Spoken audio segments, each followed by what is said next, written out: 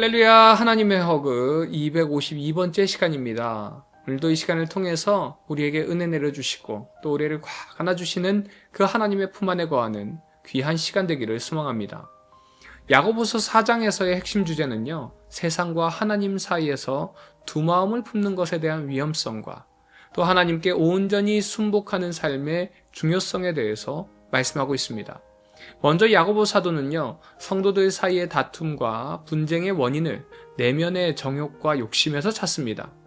세상적인 욕망에 사로잡혀서 하나님보다 세상을 더 사랑하는 가늠하는 여인과 같은 모습을 지적하면서 세상과 벗하는 것이 하나님과 원수되는 것임을 경고하고 있습니다.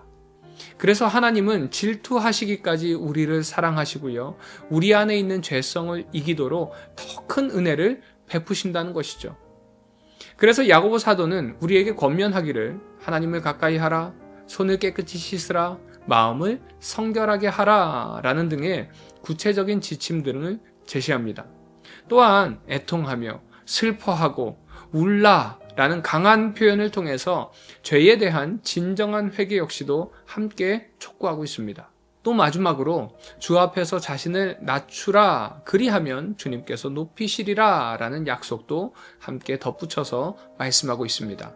이제 이어지는 11절부터 17절까지의 말씀에서는요, 형제를 비판하고 판단하는 교만을 경계하면서 이것이 율법과 율법의 제정자이신 하나님을 비판하는 행위라는 것을 상기시킵니다.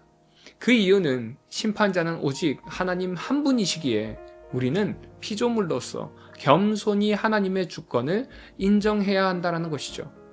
그래서 하나님의 뜻을 무시하는 태도는 자기 중심적인 태도라고 말씀합니다.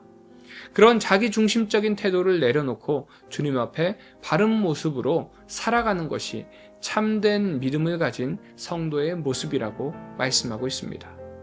그렇다면 우리가 주님 앞에 바르게 사는 모습은 어떤 모습일까요?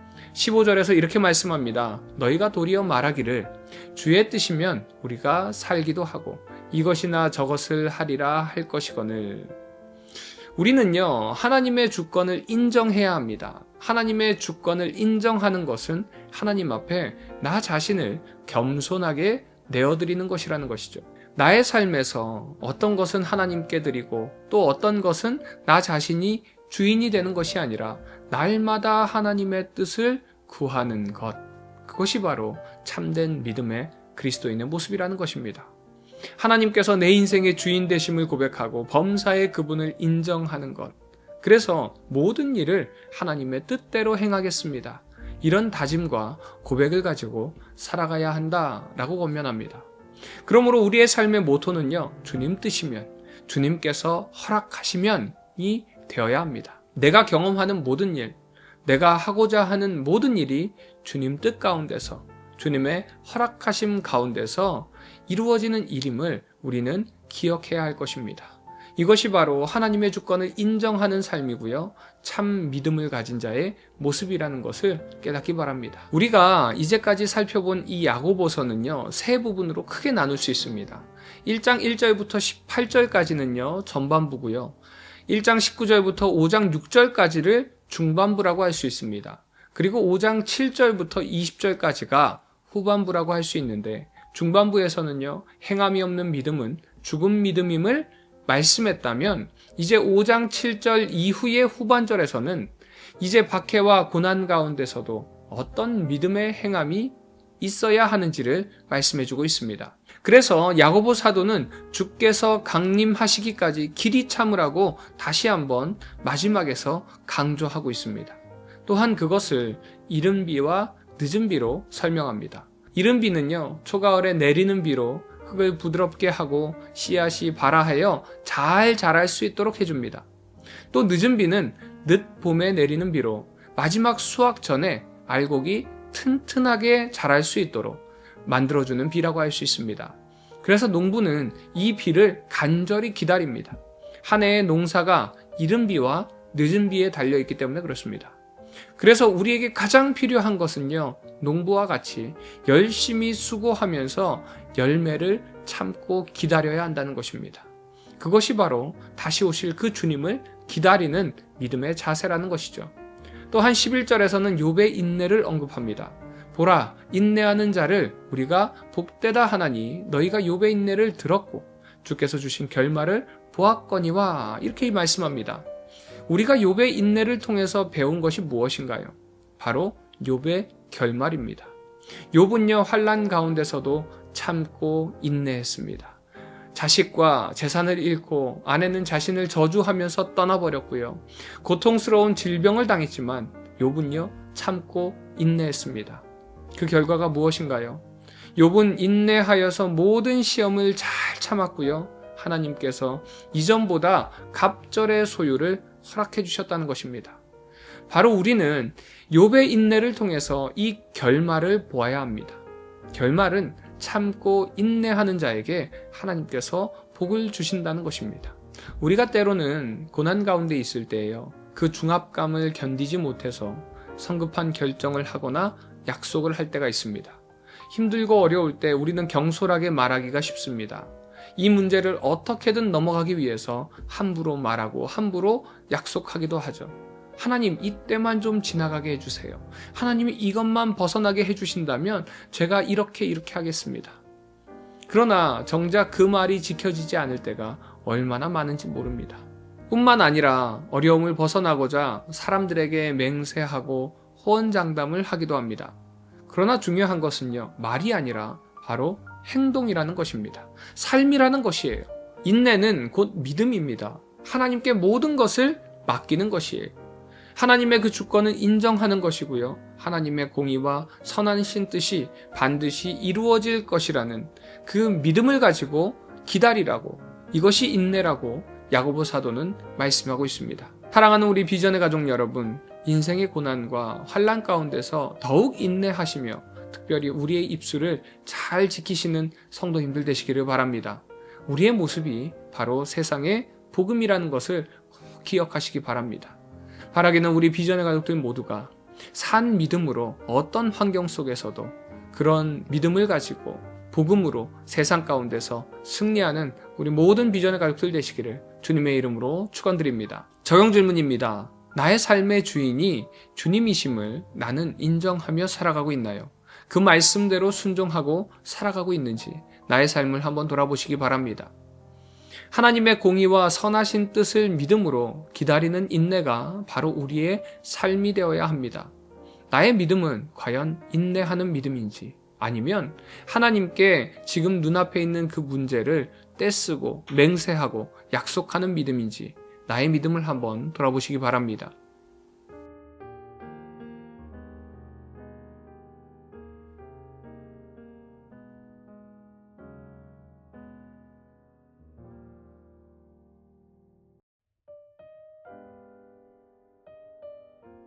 야고보서 4장. 너희 중에 싸움이 어디로부터 다툼이 어디로부터 나느냐? 너희 지체 중에서 싸우는 정욕으로부터 나는 것이 아니냐? 너희는 욕심을 내어도 얻지 못하여 살인하며 시기하여도 능히 취하지 못하므로 다투고 싸우는도다. 너희가 얻지 못함은 구하지 아니하기 때문이요, 구하여도 받지 못함은 정욕으로 쓰려고 잘못 구하기 때문이라. 가늠한 여인들아, 세상과 벗된 것이 하나님과 원수됨을 알지 못하느냐? 그런즉 누구든지 세상과 벗이 되고자 하는 자는 스스로 하나님과 원수되는 것이니라. 너희는 하나님이 우리 속에 거하게 하신 성령이 시기하기까지 사모한다 하신 말씀을 헛된 줄로 생각하느냐? 그러나 더욱 큰 은혜를 주시나니 그러므로 일러스되 하나님이 교만한 자를 물리치시고 겸손한 자에게 은혜를 주신다 하였느니라. 그런즉 너희는 하나님께 복종할지어다. 마귀를 대적하라. 그리하면 너희를 피하리라. 하나님을 가까이 하라. 그리하면 너희를 가까이 하시리라. 죄인들아, 손을 깨끗이 하라. 두 마음을 품은 자들아, 마음을 성결하게 하라. 슬퍼하며 애통하며 울지어다. 너희 웃음을 애통으로, 너희 즐거움을 근심으로 바꿀지어다. 주 앞에서 낮추라. 그리하면 주께서 너희를 높이시리라. 형제들아 서로 비방하지 말라. 형제를 비방하는 자나 형제를 판단하는 자는 곧 율법을 비방하고 율법을 판단하는 것이라. 네가 만일 율법을 판단하면 율법의 준행자가 아니요 재판관이로다. 입법자와 재판관은 오직 한 분이시니 능히 구원하기도 하시며 멸하기도 하시느니라. 너는 누구이기에 이웃을 판단하느냐? 들으라. 너희 중에 말하기를 오늘이나 내일이나 우리가 어떤 도시에 가서 거기서 1년을 머물며 장사하여 이익을 보리라 하는 자들아.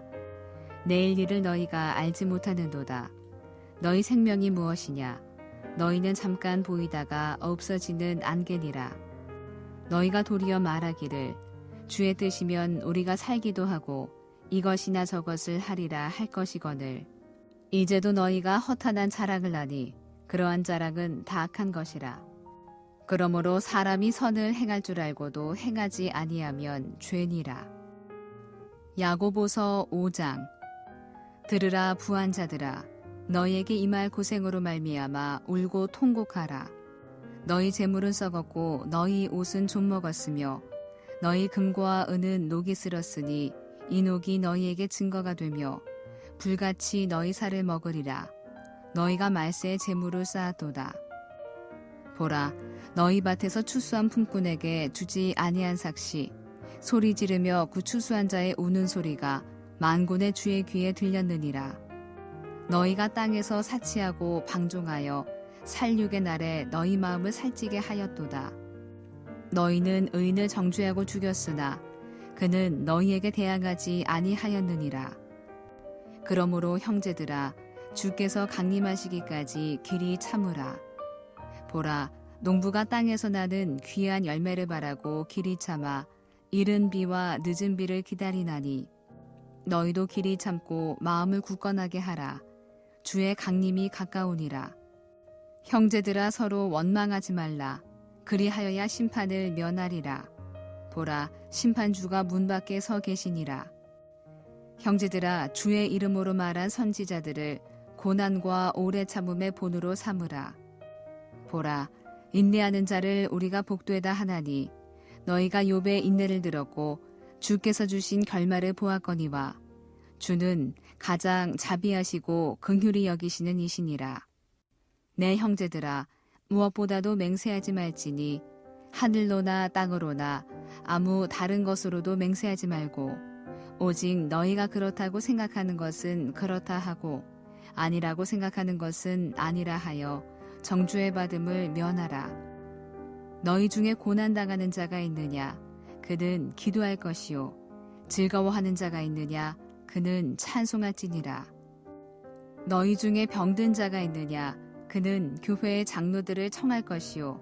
그들은 주의 이름으로 기름을 바르며 그를 위하여 기도할지니라. 믿음의 기도는 병든 자를 구원하리니 주께서 그를 일으키시리라. 혹시 죄를 범하였을지라도 사하심을 받으리라. 그러므로 너희 죄를 서로 고백하며 병이 낫기를 위하여 서로 기도하라. 의인의 간구는 역사하는 힘이 큼이니라. 엘리야는 우리와 성정이 같은 사람이로되 그가 비가 오지 않기를 간절히 기도한즉 3년 6개월 동안 땅에 비가 오지 아니하고 다시 기도하니 하늘이 비를 주고 땅이 열매를 맺었느니라. 내 형제들아, 너희 중에 미혹되어 진리를 떠난 자를 누가 돌아서게 하면 너희가 알 것은 죄인을 미혹된 길에서 돌아서게 하는 자가 그의 영혼을 사망에서 구원할 것이며 허다한 죄를 덮을 것임이라.